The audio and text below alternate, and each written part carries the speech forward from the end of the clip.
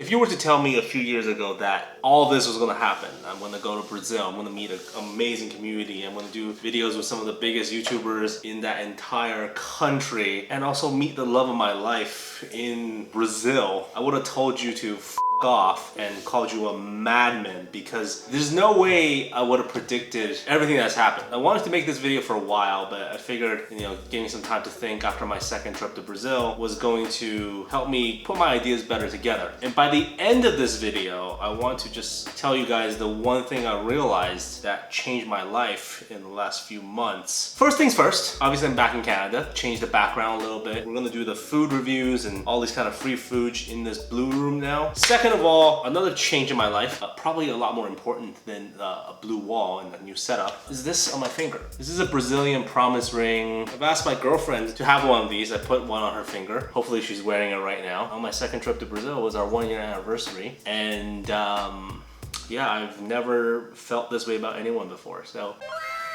think about this. I'm a Chinese guy who was born in China. My family immigrated to Canada when I was 8. Upon almost finishing university, I decided, hey, I'm gonna move as soon as I graduate to Vancouver. Again, that's another distance away from my parents. Then through my experiences here, running a business, doing YouTube, and then meeting Leon and Nils, I will meet the most beautiful woman in the world in Brazil. Love works in weird ways, and I hope a couple of years from now on, I'm not gonna look back on this video and be like, oh man, it didn't work out, oh, how it happened. When you meet somebody that you feel so connected with, you feel so comfortable around without we had a feeling when we first started talking, like it was just an easy way to relate to people, conversations were great. Relatively similar life experiences. Prior to studying sociology and a bit of HR, I was actually working towards going to med school. She's studying to be a doctor. I grew up playing the piano. She's actually a piano performer, and we're gonna get her on the channel eventually. Nils has first exclusive of revealing her in a video. You already seen her face if you guys follow me on social media, and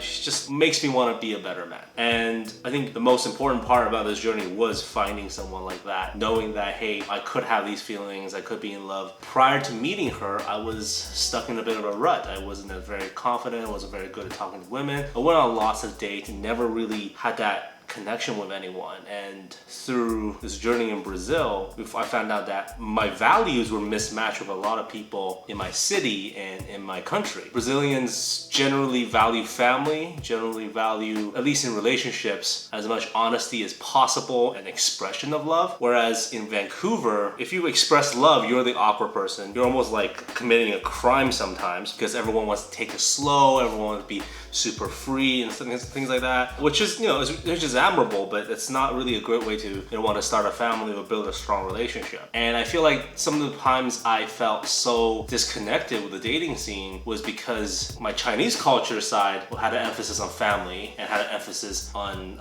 building and working on things, whereas a lot of the North American Western ways are to, trial and error, keep going until you find the perfect one. And it's not to say that all relationships are perfect in China and Brazil, of course not, but those who want to work at it, and if both parties want to work at it, you're always going to have a better luck of doing that than trying your best to play the lottery and find the perfect person. The second part of what I realized is, this part is a little bit easier to express. Like, I love food, and Brazil has amazing food. South America just seems so much more naturally dangerous in terms of like organisms and other living creatures. In the north, we have obviously the issue of the freezing cold, bears potentially eating you, wolves, right? But in South America, like in Brazil, I hear legends of, well, maybe not legends, actual stories of pigs attacking people, like wild boars, plants that can kill you, gut worms that can kill you, insects that definitely can kill you, fish that eats you, and yet people somehow have survived and became still the apex predator in South America. In the north, it was like, okay, how do we survive the weather? All right, how do we have weapons to fight against few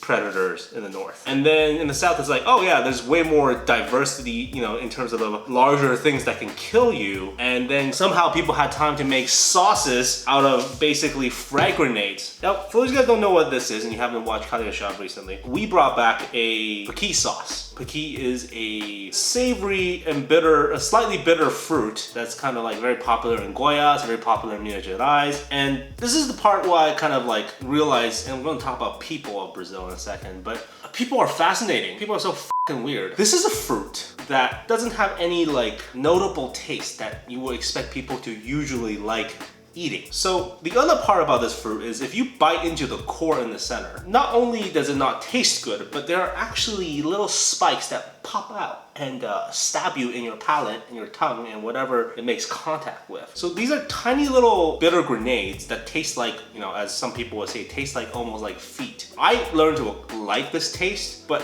I'm just curious. Which hero, which god bit into it, got spikes on their teeth, and then came back talking about, oh yeah, listen, I know I got spiked, I know it doesn't look good, but check this out. If we just bite around the fruit, there's this really weird taste, and we should boil this, make it softer, and just eat it. And someday in the future, some Chinese guy who lives in Canada is gonna come down to Brazil, buy it in a bottle, bring it back, feed it to two of his Brazilian friends that are living in his city in Canada. Linked in the description for that video, by the way, if you guys haven't seen it. This is the peak of humanity. It just opened my mind in the sense that the humans are fucking weird. We're the weirdest creatures on earth. I feel like you find some like, you know, creature with like, look like a duck but crawls like a mole rat. Platypus, yeah, platypus. If you see a platypus, you're like, oh, that thing's kind of weird, what does it do? No, like, look at humans. We're so soft. So soft. You can take the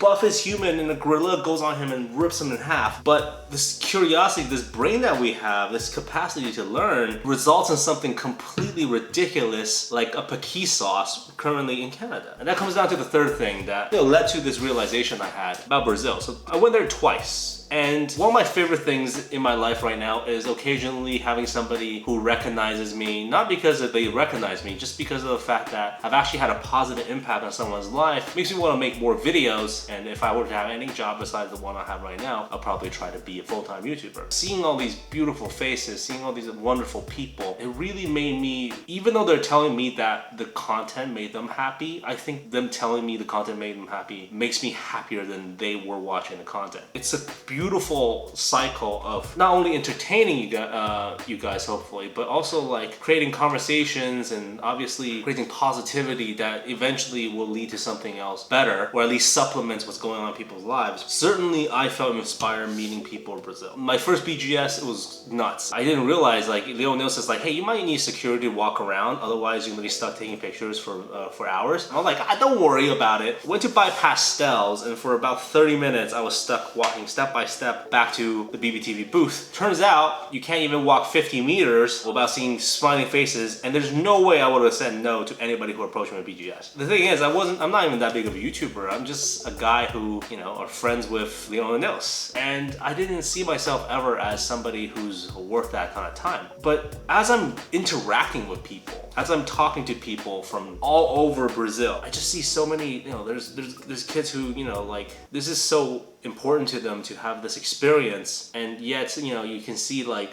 a lot of these guys work really hard to get there. And I understand the country is going through some turmoil right now politically with a massive divide, and there's a lot of economic imbalance. From my perspective, what really inspired me was still seeing people trying very hard, the people who didn't give up, the people who are still struggling every day. And it just makes me realize how lucky I am that I am born to a wonderful family. I had a great education, amazing friends growing up, and now I'm expanding my family in Brazil as well. You realize how lucky you are, and you realize just how important time is. The biggest realization I had during this journey, the last time I went to Brazil, was understanding that time is the most valuable and should be the most treasured resource that we all have. Just think about it. How many Paqui-like things have people done across the world, right? In Europe, in Africa, in Australia, all these places I haven't been to. You realize you were only here for a finite amount of time. I'm lucky to be in Canada where I don't have to worry about the bureaucracy not actually working. I just have to worry about it being slower. From what I have heard in a country like Brazil, like, there's so much bullshit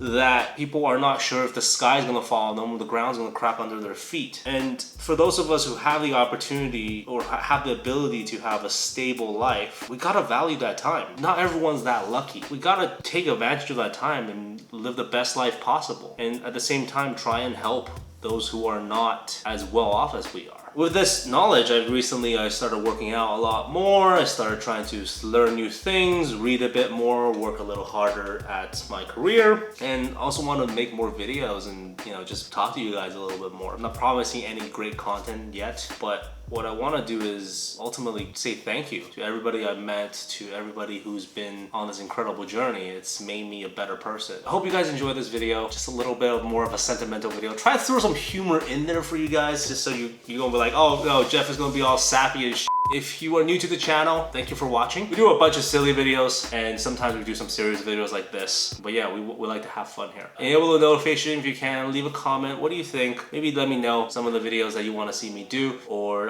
you know, if you want to chime in on the 3 things I talked about, or the value of time, let me know. And yeah, I thank you guys.